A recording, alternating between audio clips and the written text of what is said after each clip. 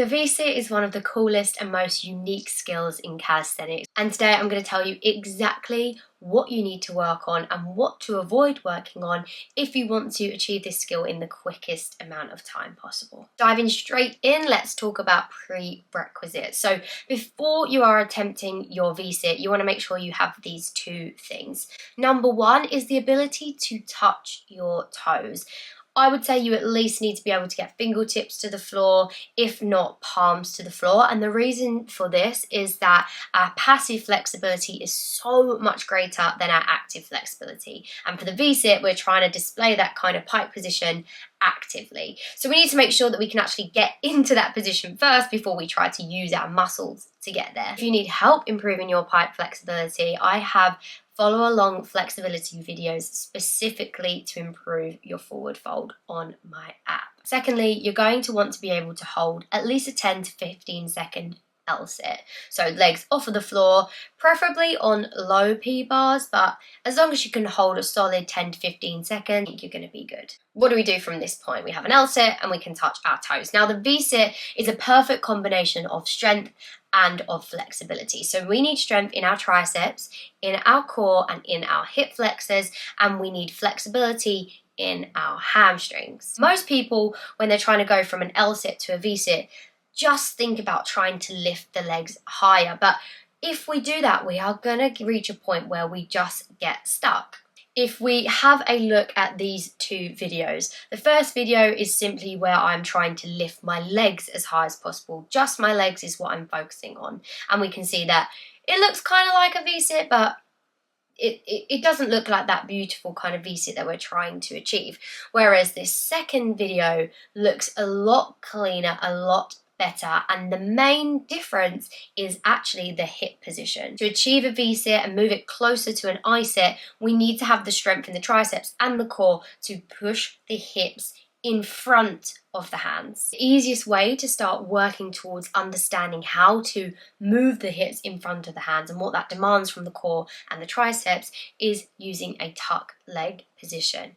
I always tell people to start just by using tuck leg raises and have the goal trying to get your knees all the way to your chest. You'll notice that the higher you try and get your knees through using your core muscles, your hips will naturally come forwards to help you get that height. So you'll start to understand how the hips move and what your arms have to do to kind of get you into that position. You can also do pike slides on the floor, which teach you how to use your triceps to kind of push the hips all the way forward, get maximum engagement through the triceps, and then bring that back. Not only do these exercises kind of teach you about the movement and what your body needs to do to kind of get you in this position, you're also building strength in those exercises. Once you understand the position you're actually trying to get in, then we can move on to trying to find some isometric holds in that position. It could be on the floor, pushing into the forward position, trying to hold for 1 to 2 seconds and drop back at the start,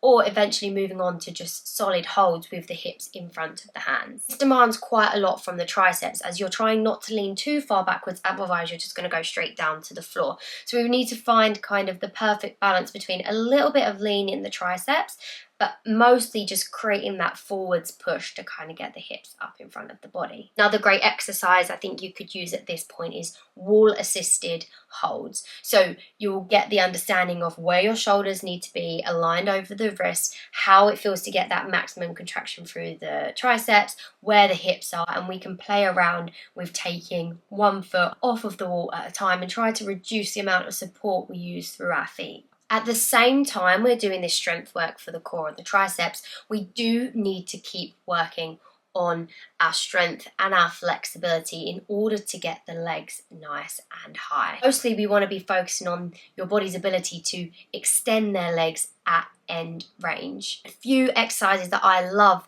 to work on this are solid just V-sit holds, block crush with an extension, and single leg lifts off of an elevated surface. You don't need to be able to get your legs right to your face actively in order to have that active V-sit, because as your hips come up, it's going to kind of give the illusion that the legs are kind of higher and closer to your face than they are. Exercises you may also find helpful are going to be straight leg raises. Again, not trying to hold the position, but trying to move the hips in front of the hands and get the legs nice and high. And also hanging leg raises help us work on the core and flexibility aspect without the strength aspect from the triceps. How do we structure the training, and how do we know when we're ready to move on to kind of the next progression?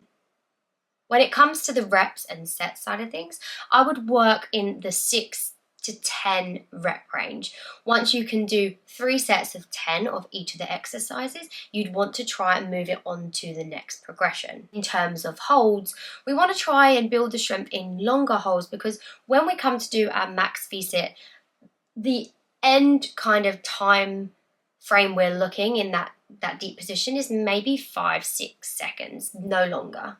So if we work on being able to hold for 10, 15, 20 seconds in the wall supported and freestanding exercises, you're going to find the L-sit much easier, because you already have built the strength in the triceps. Good thing about V-sit training is it can be sprinkled in along with your other strength work, as long as you're giving your muscles enough time for recovery. So you could definitely do 2 to 3 sessions a week on this skill and hopefully see progress quite quickly. If you want some guidance on how to train and structure your training for your V-sit, I have just launched a brand new program on my app specifically to learn the V-sit. It's a mini skills program, which means it's sessions that are designed to go alongside your other program, taking 15 to 20 minutes max, working on both your strength and your flexibility. This program will take you from a standard L-sit to a V-sit. There's no confusion, no random exercises, just specific programming designed to get you to the V-sit in the fastest and safest way possible, whilst also teaching you about how to structure your training. I'll put the link in the description box below. But if you do have any other questions just on this video, or any other skills you want me to break down and talk about, let me know. Happy training, and I'll see you in the next vid.